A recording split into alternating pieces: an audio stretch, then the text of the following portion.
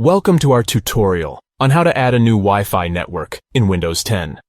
Adding a new network allows you to connect to Wi-Fi networks that are not currently saved on your device.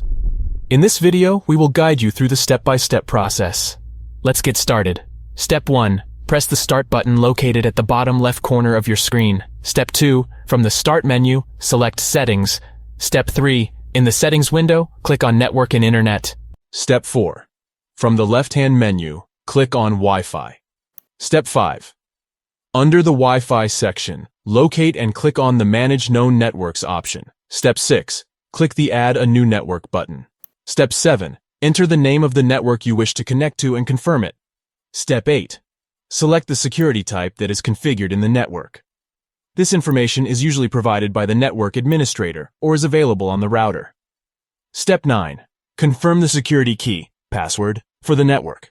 Make sure to enter it correctly to establish a successful connection. Step 10. Optional.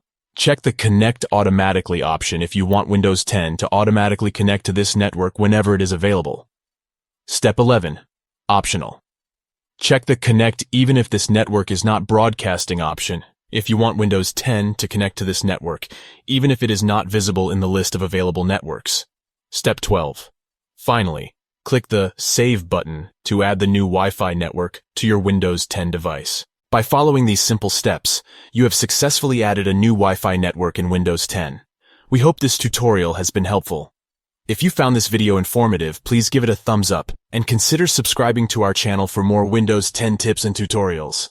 Thank you for watching and enjoy connecting to new Wi-Fi networks with ease on your Windows 10 device.